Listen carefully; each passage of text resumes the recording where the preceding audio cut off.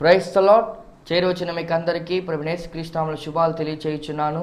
ఈ దినము కొరకై ఏర్పాటు చేయబడిన లేఖన భాగము అపోస్తల కార్యములు 6వ అధ్యాయము 4వ వచనం. అయితే మేము ప్రార్థన యందును వాక్య పరిచర్యందును ఎడతెగక యుందుమని చెప్పిరి. Praise the lord. దేవునికి స్తోత్రం. Hallelujah, hallelujah, hallelujah. Praise the lord. షలోమ్, మారనాథ. క్రీస్తునందు ప్రియమైన సహోదరి సహోదరులారా, good morning, have a nice day. ప్రభు మిమ్మల్ని దీవించునుగాక. నా వందన వచనం వినగానే, అలనాడు మరియ వందన వచనం వినముగానే ఎలిజబెత్ గర్భములోని శిశువు గంతులు వేసినట్లుగా మీ జీవితంలో అటువంటి అనుభవం జరిగినా జరగకపోయినా, ఒకళ్ళు జరగకపోతే జరగాలని కోరుకుంటున్నాను. మీ గర్భంలోని శిశువు అంటే మీ లోపల ఉండే ఆత్మ గంతులు వేసేటువంటి అనుభవం. మనం ఒకరినొకరు పలకరించుకుంటున్నప్పుడు దైవ సాన్నిధ్యం అక్కడ ఉంటుంది. మనం పలకరించుకోవాలి, వందనాలు చెప్పుకోవాలి. వందనాలు చెప్పిన వాళ్ళకే కాదు, వందనాలు చెప్పని వాళ్ళకి కూడా మనం వందనాలు చెప్పాలి. అనగా మనల్ని వేధించాలనుకుంటున్న వాళ్ళని, మనల్ని వేధిస్తున్న వారికి కూడా వందనాలు చెప్పడంలో తప్పే లేదు. అన్ని జనులు ఇలా చేస్తారు, కానీ మీరు ఇలా చేయొద్దు. చెప్పకుండా తప్పించుకొని పోతున్న వాళ్ళకి, ముఖం దాచుకొని పోతున్న వాళ్ళకి, ముఖం చాటు చేసుకొని ముఖం తిప్పుకొని పోతున్న వారికి కూడా వందనాలు చెప్దాం. స్తోత్రం, హల్లెలూయా. దేవునికి స్తోత్రం. కాబట్టి మీ వందనం వచ్చినాం. ఒకళ్ళు నేను ఇలా వందనాలు ప్రైజ్ లార్డ్ అని చెప్తున్నప్పుడు మీరు కూడా వందనాలు బ్రదర్ అనో, వందనాలు పాస్టర్ గారనో, వందనాలు సోదరా అని చెప్తున్నారని నేను భావిస్తున్నాను. మీరు రెస్పాండ్ అవుతున్నారని నేను భావిస్తున్నాను. నేను హల్లెలూయా చెప్పినప్పుడు మీరు రెస్పాండ్ అవ్వాలి. ప్రసంగికులు ఆయా సమయాల్లో వేదికల మీద నుంచి ప్రసంగిస్తున్నప్పుడు మీరు రెస్పాండ్ అవుతుంటారు. అలా రెస్పాండ్ కావాలి.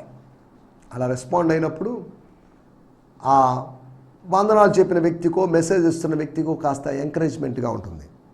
వాళ్ళ ఎంకరేజ్మెంట్ సంగతి పక్కన పెట్టేసి ప్రభువును మహిమపరచడం అనేది ప్రాముఖ్యమైన ఉద్దేశం.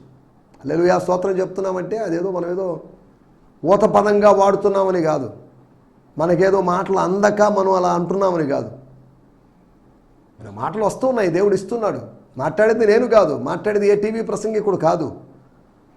తండ్రి వారిలోకి వెళ్ళి, తండ్రి ఆత్మ వారిలో ప్రవేశించి, తండ్రి ఆత్మను బట్టి వాళ్ళు మాట్లాడుతున్నారు. మాట్లాడేవారు మీరు కాదు, మీరేనండి అని కాదు. కొన్నిసార్లు మీరు, కొన్నిసార్లు నేను అని కాదు. మాట్లాడేవారు మీరు కాదు, నా తండ్రి ఆత్మ మీలో ఉండి మాట్లాడిస్తుంది అని మత్తయి సువార్త 10వ అధ్యాయంలో మనం చూస్తున్నాం. మాట్లాడేది ఆయన అయితే మనం గమ్ము కూర్చోవడము, గమ్ము నిలబడడం చేస్తున్న దానికి మనకెందుకు ఘనత రావాలి?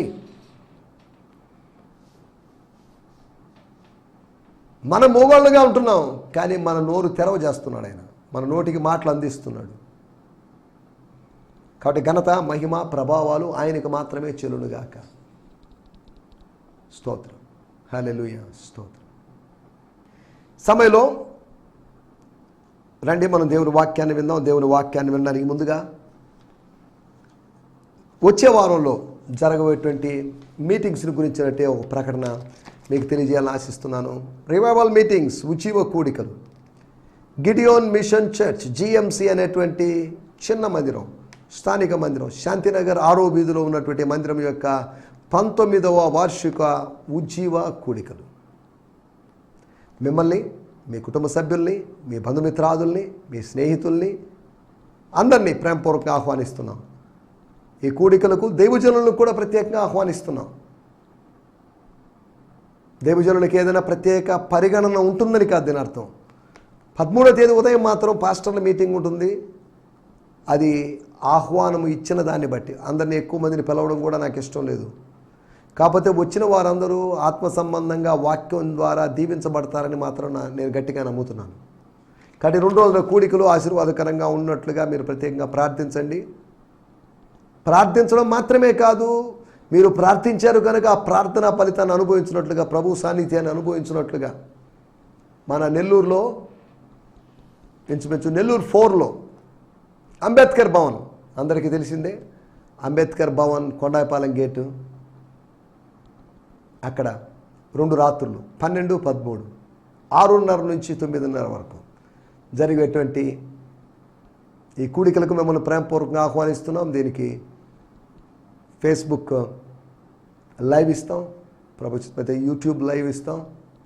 ఈ సందేశాలు మీరు వినొచ్చు. మలయాళం సందేశం నుంచి తెలుగులోకి తర్జుమా ఉంటుంది. కాబట్టి మంచి అవకాశాన్ని మీరు వినియోగించుకోండి. దైవజనులు పాస్టర్ జాన్సన్ జార్జ్ గారు దేశ విదేశాల్లో వాడబడుతున్నటువంటి మంచి దైవజనుడు, వర్డ్ ప్రాఫిట్ అయినటువంటి జాన్సన్ జార్జ్ గారు మన నగరానికి రాబోతున్నారు, నెల్లూరు నగరానికి రాబోతున్నారు. చుట్టుపక్కల ప్రాంతాల్లో ఉన్నవారు, గ్రామాల్లో ఉన్నటువంటి వారందరూ మీరు ఈ కూడికల్ని, డేట్ని మీ డైరీలో కొద్దిగా నోట్ చేసుకొని, క్యాలెండర్లో కొద్దిగా నోట్ చేసుకొని, పడారపల్లి, అయ్యప్పగుడి ఏరియా, ఇంకా నెల్లూరు దగ్గరలో ఉన్న వాళ్ళందరూ, కనుపర్తిపాడు, ఈ ప్రాంతాల్లో ఉన్న వాళ్ళందరూ మీరు రావచ్చు. ఈ కూడికలు మిస్ కావద్దు. నేను వీలంత ఎక్కువ మందికి పాంప్లెట్లు చేర్చాలని ప్రయత్నం చేస్తున్నాను. అలాగని ఈ కూడికలకు పెద్ద విస్తారమైన జనాన్ని కూడా మేము ఆశించలేము. ఒక 200-300 మంది వస్తే సరిపోతుంది. ఎందుకంటే అంబేద్కర్ భవన్లో అంతకన్నా ఎక్కువ కెపాసిటీ లేదు కనుక. దీని కొరకు మా సహోదరులు, మా వాలంటీర్స్ ఇప్పటికే వాల్ పోస్టర్లు అంటించేటి పనిలో ఉన్నారు. ఇక 2-3 రోజుల్లో ఆటో అనౌన్స్మెంట్ కూడా మీ ప్రాంతాలకు ఆటో వస్తుంది. 2 రోజులు ఏదో మా సంఘ అభివృద్ధి కోసం కాదు, కానీ కొంతమంది దీవించబడాలి, ఒక చిన్న కదలిక రావాలి అనేటువంటి ఉద్దేశంతో ఈ కూడికలు ఏర్పాటు చేస్తున్నాం. కనుక మిస్ చేయొద్దు. ఈ కూడికలు తప్పక మీరు, మీ కుటుంబ సభ్యులు పాల్గొనాల్సిందిగా మిమ్మల్ని ప్రేమపూర్వకంగా కోరుతున్నాను. మీటింగ్ అయిపోయిన తర్వాత మీరు వెంటనే హడావిడిగా వెళ్లకుండా పలకరించి వెళ్ళండి. నేను ఆ గేట్ దగ్గర, ఆ ఎంట్రన్స్లో ఉంటాను మిమ్మల్ని పలకరించడానికి, థ్యాంక్ యూ ఫర్ కమింగ్ అని చెప్పడానికి. మీరు వస్తున్నప్పుడు కూడా ప్రభు చిత్తమైతే ఎంట్రన్స్లో నుండి వెల్కమ్ అని చెప్పడానికి మేము, మా బృందం, మా కొంతమంది సహోదరులు ఉంటారు. చక్కటి పాటలు ఉంటాయి. ఈ కూడికల్లో 8 గంటలకి వాక్య సందేశానికి సమయం ఇస్తాం. కనుక ఈ విషయాన్ని దయచేసి జ్ఞాపకం చేసుకోవాల్సిందిగా మిమ్మల్ని ప్రేమపూర్వకంగా కోరుతున్నాను. దేవుని స్తోత్రం. హల్లెలూయా. కాబట్టి జూలై 12-13 తేదీలో జరిగే కూడికలకి ఇప్పటికే స్క్రోలింగ్ వేస్తున్నారు, యాడ్ కూడా వస్తుంది.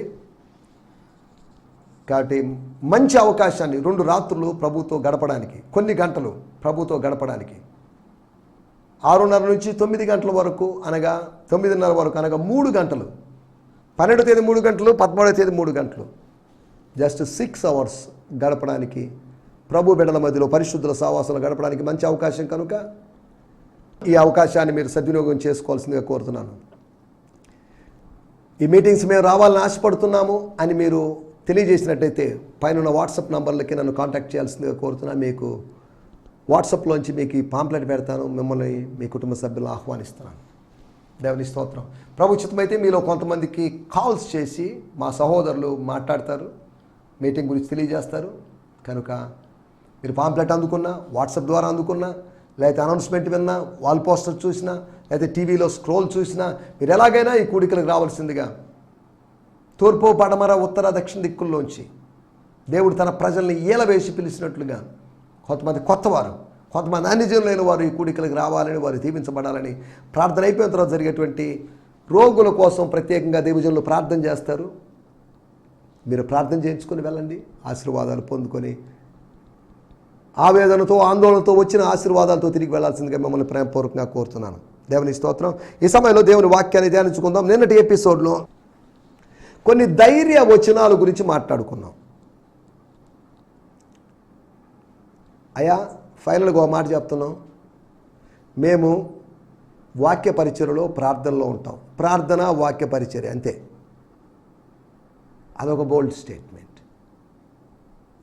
మీకు ఇష్టమైతే, మీ అందరికీ సమ్మతి అయితే మేము ఈ పనులే చేస్తాం, ఈ పనులే చేయాలనుకుంటున్నాం, దేవుడు చిత్తమైతే ఈ పనులు చేయాలనుకుంటున్నాం, ఈ పనులు అప్పుడప్పుడు నో, చెప్పిన మాట తెగించి చెప్పేశారు. ఈ సనుగుడు ఉద్యమం మళ్ళీ రెండోసారి లేవకూడదు. ఈ సనుగుడు సర్పం మళ్ళీ తల పైకెత్తుకోవడానికి వీల్లేదు. అయిపోయింది, జరిగిందేదో జరిగిపోయింది, ఇక మీద జరగడానికి వీల్లేదు. ఈ చిన్నపు చూపు చూశారని సనుగుడు వచ్చింది. స్తోత్రం. కాబట్టి ఇటువంటిది లేకుండా మనం సాఫీగా సాగిపోవడానికి, సంఘం అభివృద్ధి చెందడానికి మేము తీర్మానం తీసుకున్నాం. మేము ఫిక్స్డ్, అపోస్తలమైన మేము 12 మంది ఫిక్స్ అయిపోయాం. ప్రార్థన చేయడం, వాక్య పరిచర్య, మిగతావన్నీ మీరు చూసుకోండి. దట్స్ యువర్ రెస్పాన్సిబిలిటీ అన్నట్టుగా. సాగించడం గురించి, అనగా కొనసాగించడం గురించి, అనగా కంటిన్యూ చేయడం గురించి, సాగిపోవడం గురించి 4వ అధ్యాయం 20వ వచనంలో, హలో మమ్మల్ని డిస్టర్బ్ చేయదు సార్, మేము కన్న వాటిని విన్న వాటిని చెప్పకుండా ఉండలేము, చెప్పి తీరుతాము, చెప్తామని బల్లగుద్ది చెప్తున్నాం. మేము కంటూ ఉంటాం, వింటుంటాం. కేవలం కనేవాళ్ళం మాత్రమే కాదు, వినేవాళ్ళం కూడా. ఈ 2 పనులు చేస్తున్నామంటే ఈ 2 పనుల ప్రేరేపణతో మేము చెప్పకుండా ఉండలేము. చెప్పడానికి కావలసినటువంటి ఆత్మ పరితాపం మాలో కలుగుతుంది. ఎవరికైనా చెప్పేస్తాం, అధికారులకైనా, అల్పులకైనా, విద్యావేత్తలకైనా, పామరులకైనా, ఎవరికైనా మేము చెప్తాం. We are ready. ఆయన చెప్పినటువంటి సాగిపోవడానికి గురించి బోల్డ్ స్టేట్మెంట్. సర్వోన్నతుడైన దేవుడు హస్తకృతములైనటువంటి ఆలయముల్లో, మానవ హస్తకృతములైనటువంటి మత సంబంధమైన మనుషుల హస్తకృత ఆలయాల్లో ఉండడు. మీరు యూదులుగా ఇలా అనుకున్నారు దేవాలయాల్లో దేవుడు ఉంటాడని. గుడి గోడల్లో లేడు దేవుడు, కుండె గదిలో ఉన్నాడు చూడు అనే ఒక పాట మనకందరికీ తెలిసిన పాటే. 4వదిగా వాళ్ళ యొక్క సేఫ్టీ, సెక్యూరిటీ.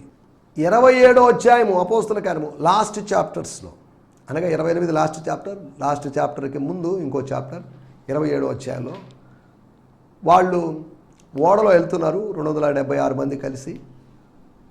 వాళ్ళ నాయకులు ఉన్నారు, కానీ ఓడ నావికుడు ఉన్నాడు. కానీ వాళ్ళు మార్గ మధ్యలో చాలా ప్రాబ్లమ్స్ ఎదుర్కొంటారు. వాళ్ళు ఎక్కడెక్కడో కొట్టబడ్డారు, ఎక్కడెక్కడో పడవేయబడ్డారు. ఫైనల్గా రోమ్కి వెళ్ళిపోయారు, అది వేరే విషయం. మిలేతే అనేటువంటి, మిలిటస్ అనేటువంటి ఒక ఐలాండ్కి కూడా వెళ్ళిపోయారు. అక్కడ ఏం జరిగిందో మనం అన్నీ తెలిసిన విషయాలే. మీకు చెప్తున్నాను, ఒక మాట చెప్తున్నాను, గుర్తుపెట్టుకోండి. మీ తల వెంట్రుకల్లో ఒక్కటి కూడా రాలదు. నేను ప్రభువుని నమ్మి చెప్తున్నాను, ప్రభు మాటలను బట్టి చెప్తున్నాను, దేవుడు నాకు అనుగ్రహించిన దర్శనాన్ని బట్టి నేను చెప్తున్నాను. ఆ మాట కూడా నేను మీకు చదివి వినిపిస్తాను. 27, 25 పేజీ నెంబర్ 130 అపోస్తుల కార్యములు. కాబట్టి ఐలారా, ధైర్యం తెచ్చుకొనుడి, నాతో దూత చెప్పిన ప్రకారము, స్తోత్రం, జరుగునని నేను దేవుని దూతను నమ్ముచున్నానని కాదు, దేవుని నమ్ముచున్నాను. నేను ఎవరి వాడనో, 23, ఎవరిని సేవించుచున్నానో ఆ దేవుని దూత, ఆ సర్వోన్నతుడైన దేవుని దూత, మహోన్నతుడైన దేవుని దూత, యెహోవా దేవుని దూత గడిచిన రాత్రి నా యుద్ధ నిలిచి, సౌలా భయపడకుము అని చెప్పిన సందర్భం మనం చూస్తున్నాం. అయ్యా సహోదరులారా, అయ్యలారా, తండ్రులారా, తోటి ఖైదీలారా, ధైర్యము తెచ్చుకోండి. నాతో దూత చెప్పిన ప్రకారం జరుగునని, కంపల్సరీ జరుగుతుందని నేను నమ్ముతున్నాను. I believe in God. నేను దేవుణ్ణి నమ్ముతున్నాను. స్తోత్రం. సురక్షితత్వం ఏం కాదు, డోంట్ వరీ. మిమ్మల్ని ఎవ్వరూ ఏం చేయలేరు. సముద్రం మిమ్మల్ని ఏం చేయలేదు, ఏ అలా మిమ్మల్ని ఏం చేయలేదు. మీకేం కాదు, మనకేం కాదు. మనం గమ్యస్థానం చేరుకుంటామని ధైర్యపరిచిన సందర్భం ఈ బోల్డ్ స్టేట్మెంట్స్, 4 స్టేట్మెంట్స్ మనం ఆలోచించాం. రండి, మనం ఏదైనా ధ్యానం కొరకై అపోస్తుల కార్యములు 6వ అధ్యాయము 4వ వచనం. అయితే మేము ప్రార్థన యందును వాక్య పరిచర్య యందును ఎడతెగక యుందుమని చెప్పిరి. ఈ పనికి మీరు నియమించుకోండి, ఈ పనికి 7 మందిని ఏర్పాటు చేసుకోండి. మేము ప్రార్థన చేయుటయందు,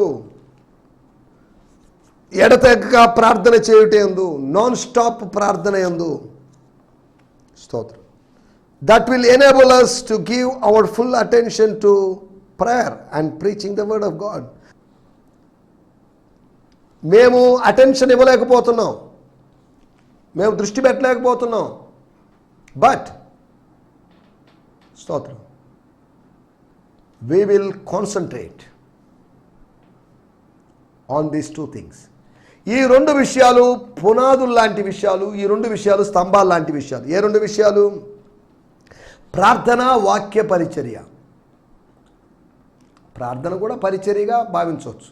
ప్రార్థన పరిచర్య, వాక్య పరిచర్య, వాక్యం బోధించే పరిచర్య. ఈ 2 పరిచర్యలుగా బైబిల్లో చెప్పబడ్డాయి. మిగతా అన్ని ఈ రోజుల్లో మనోళ్ళు టీవీ పరిచర్య, పాటల పరిచర్య, సంగీత పరిచర్య, ఇంటర్నెట్ పరిచర్య, వాట్సాప్ పరిచర్య, కౌన్సిలింగ్ పరిచర్య, ఇన్ని పరిచర్యలుగా ఉన్నట్టు నాకు అనిపించలేదు. వాక్యము పనిచేస్తుంది, వాక్య పరిచర్య. ప్రార్థన పనిచేస్తుంది, ప్రార్థనా పరిచర్య. సరే, ఏదేమైనప్పటికీ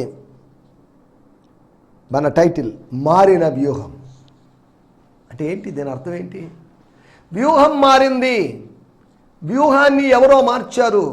చేంజ్డ్ స్ట్రాటజీ. మారి వేసినటువంటి మరో ఎత్తు. చెస్ ఆటలో ఎత్తులకు పైగా ఎత్తులు వేసుకుంటూ వాళ్ళు పోరాడి లేదా వాళ్ళు ఆడుతుంటారు, ఎవరో ఒకరు గెలుస్తారు. గెలవాలి అంటే ఎత్తులకు పై ఎత్తులు వేయాలి. ఎత్తులకు పై ఎత్తేసి అవతల వ్యక్తిని చిత్తు చేయాలి, లేకపోతే మనం గెలవలేము. బాగా పరిగెత్తాలి, బాగా తినాలి, బాగా వ్యాయామం చేయాలి.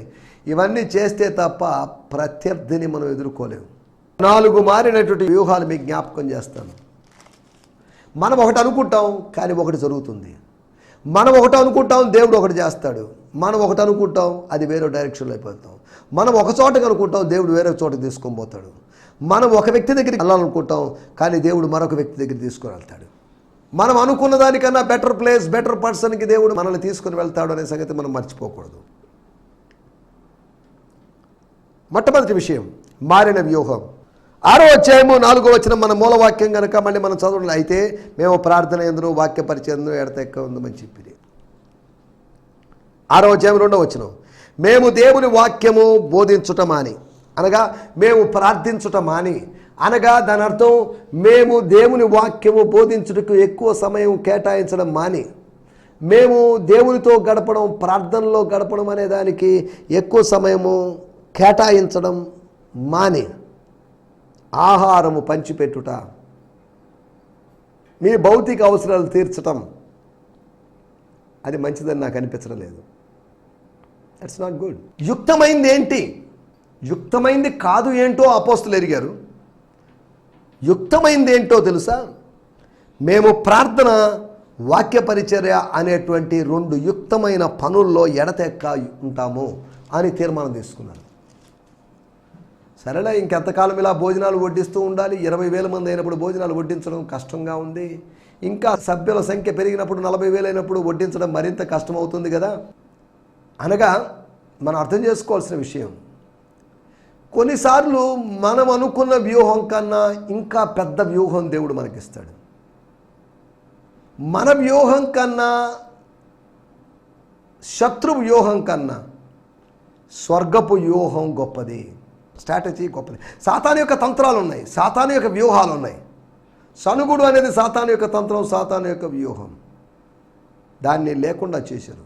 సాతాన్ని లేకుండా చేయలేకపోయాం, కానీ సాతాను యొక్క తంత్రాన్ని లేకుండా చేయొచ్చు. ఒకటి మారిన వ్యూహం ప్రార్థనలోనూ వాక్య పరిచర్యలోనూ ఉండడం, దాంట్లో నిలవడం, అదే పరమావధిగా, అదే వృత్తి అన్నట్టుగా, అదే జీవితం అన్నట్టుగా అలా ఉంటాం మేము. స్తోత్రం. 2వ విషయాన్ని నేను మీకు జ్ఞాపకం చేస్తాను. అపోస్తల కార్యములు 10వ అధ్యాయం 19-20. పేతురు ఆ దర్శనమును గూర్చి, ఆత్మ, ఇదిగో 3 మనుషులు నిన్ను వెతుకుచున్నారు, నీవు లేచి క్రిందకి దిగి సందేహింపక వారితో కూడా వెళ్ళుము, నేను వారిని పంపి ఉన్నానని అతనితో చెప్పాను. మనకు తెలిసిన విషయమే, పేతురుకు ఒక దర్శనం కలిగింది. అక్కడేమో కొర్నేలికి దర్శనం కలిగింది. తర్వాత జరిగిన విషయం, పేతురు ఆ దర్శనం గురించి యోచించుచుండగా, అనగా దర్శనము యొక్క వ్యాఖ్యానం ఆయనకు అర్థం కాలేదు. స్వప్నము యొక్క వ్యాఖ్యానం ఆయనకు అర్థం కాలేదు. ఎవరిని అడగాలి? యెరూషలేములో అపోస్తులను అడగాల? నేనే ఇప్పుడు ప్రధాన అపోస్తులుగా ఉన్నప్పుడు వాళ్ళని ఎందుకు అడగడం? యోహాన్ని అడగాల? ప్రార్థనలో ప్రభువుని అడగాల అని ఇలా ఆలోచిస్తున్నాడేమో. సరే, ఏదేమన్నప్పటికీ అక్కడ రాయబడిన విషయము, నీవు లేచి కిందకు దిగి సందేహింపక వారితో కూడా వెళ్ళుము. సందేహింపక వెళ్ళు. స్తోత్రం. సందేహిస్తూ వెళ్ళొద్దు, సందేహింపక వెళ్ళు. Don't doubt. కన్ఫ్యూషన్లో ఉన్నాడు పేతురు. వెళ్ళాలా వద్దా? అక్కడికి వెళ్ళాలా వద్దా? ఆ పని చేయాలా వద్దా? సందేహింపక వెళ్ళు. స్తోత్రం. పురుషులు తమ సందేహాలన్నిటి మానేసి సంశయము లేని వారై తమ పరిశుద్ధమైన చేతులు ఎత్తాలని దేవుని వాక్యం రాయబడింది. స్తోత్రం. రెండో విషయము, వెళ్ళాలనుకోవడం గురించినట్టు వ్యూహం.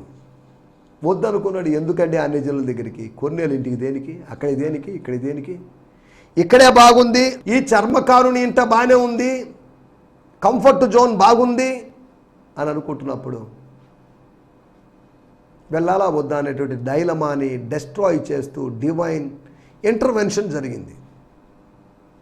మనకున్నటువంటి డైలమాల్ని, సందిగ్ధావస్థల్ని స్వర్గం సమూల నాశనం చేస్తుంది అనే సంగతిని మీరు జ్ఞాపకం చేసుకోవాలి. వెళ్ళాలనుకోవడం ఒకటేమో పరిచర్యలో, ప్రార్థనలో, వాక్యం అనగా విజ్ఞాపనలో, వాక్య పరిచర్యలో ఉండడం గురించి మారిన వ్యూహం. రెండోది వెళ్ళాలనుకోవడం గురించి. మూడవది అపోస్తల కార్యములు 13వ అధ్యాయము 46వ వచనం. ఎస్, దేవుని వాక్యము మొదట మీకు చెప్పుట ఆవశ్యకమే, అయినను మీరు దానిని త్రోసివేసి మిమ్మును మీరే నిత్య జీవనకు అపాత్రులుగా ఎంచుకొనుచున్నారు గనుక ఇదిగో మేము వెళుచున్నాము. అప్పుడు పౌలు బర్నబాలు భయపడిపోతూ, గడగడలాడిపోతూ, వణికిపోతూ ఇట్లనిరని కాదు, ధైర్యముగా ఇట్లనిరి. దేవుని వాక్యము మొదట మీకు చెప్పాలండి, యూదులారా, మొదట మీకు చెప్పాలి. కానీ అది important, that's a necessity. But మీరేం చేస్తున్నారంటే దాన్ని తోసేశారు. మిమ్మల్ని మీరే నిత్య జీవానికి అపాత్రులుగా ఎంచుకొనిచున్నారు. సరే, నో ప్రాబ్లం. మీరు ఇలా చేస్తున్నారు, అభ్యంతరాలు పెడుతున్నారు, నో ప్రాబ్లం. మేము దాని గురించి ఆలోచించడం లేదు. మీ దగ్గర ద్వారాలు తెరవబడడం లేదేమో, మీ ద్వారాలు మూయబడుతున్నామో అనుకుని మేము వెళ్తున్నాం, వేరే చోటుకి వెళ్ళిపోతాం, మినిస్ట్రీకి వెళ్ళిపోతాం. థ్యాంక్ యూ అండి. వాళ్ళ స్ట్రాటజీ మార్చింది ఏంటి అంటే, వాళ్ళ వ్యూహం మార్చింది ఏంటి అంటే, ప్రజల యొక్క స్పందన లేకపోవడం, ప్రజల యొక్క వ్యతిరేకత, అపోజిషన్ అనేది వాళ్ళ యొక్క వ్యూని, లేకపోతే వాళ్ళ వ్యూహాన్ని మార్చింది అనే సంగతిని మీకు జ్ఞాపకం చేస్తున్నాను. అన్యజనుల దగ్గరికి వెళ్ళారు. ఆత్మీయుల దగ్గరికి వెళ్ళాలా, ఆత్మీయుల దగ్గరే ఉండిపోవాలా, అన్యజనుల దగ్గరికి వెళ్ళాలనే ఆలోచనలో ఉన్నప్పుడు అన్యజనుల దగ్గరికి వెళ్ళాలని వాళ్ళు డిసైడ్ అయిపోయారు.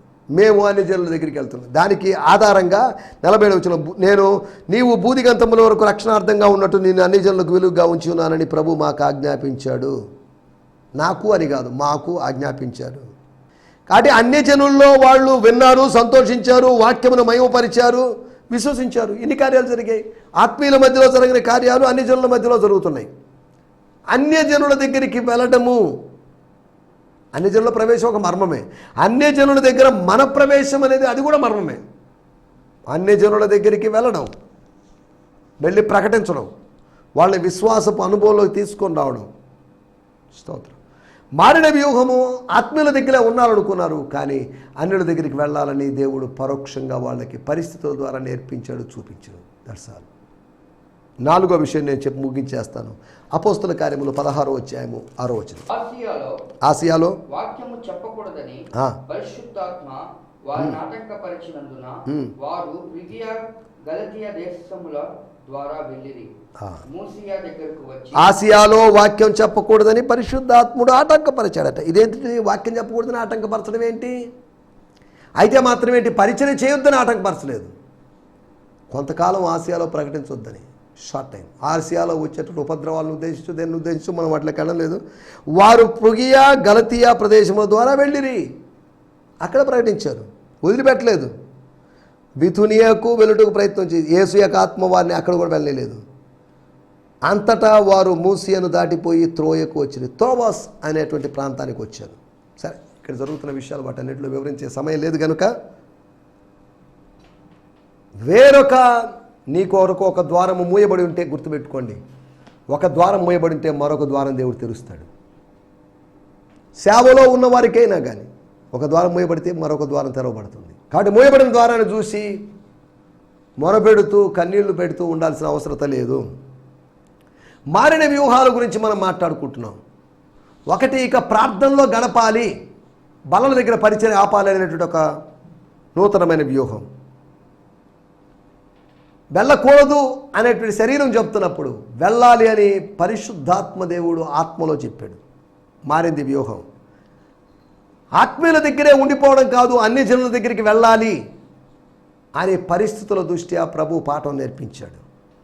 మూడోది, ఉన్న ప్రదేశానికే కాదు కొత్త ప్రదేశాలకు వెళ్ళాలని, ఎక్కడికి వెళ్ళాలి ఏంటి అనేది నడిపింపు. ఆసియాలో చెప్పకూడదు, ఆసియా ఖండంలో చెప్పకూడదని కాదు, మేబీ ఐరోపా ఖండంలో వెళ్ళడానికి దేవుడు వారికి ద్వారం తెరిచాడు. కాబట్టి ఈ విషయాలను మర్చిపోవద్దు. మన వ్యూహాలను మారుస్తూ మనల్ని గమ్యస్థానానికి చేర్చేట్టు మన ప్రభువును స్తుతిస్తూ మనం ముందుకు సాగుదాం. దేవుని స్తోత్రం. హల్లెలూయా, హల్లెలూయా. మీ అందరికీ వందనాలండి. ఈ సందేశము మీకు ఆశీర్వాదకరంగా ఉందని నమ్ముచున్నాము. ప్రార్థన అవసరతల కొరకు మమ్మల్ని సంప్రదించవలసిన మా చిరునామా గిద్యోన్ మిషన్ చర్చ్, 6వ వీధి, శాంతినగర్, నెల్లూరు 4, ఆంధ్రప్రదేశ్. పిన్ 524004. మా ఫోన్ నంబర్లు 7036443613 మరి ఒక నంబర్ 9392293010.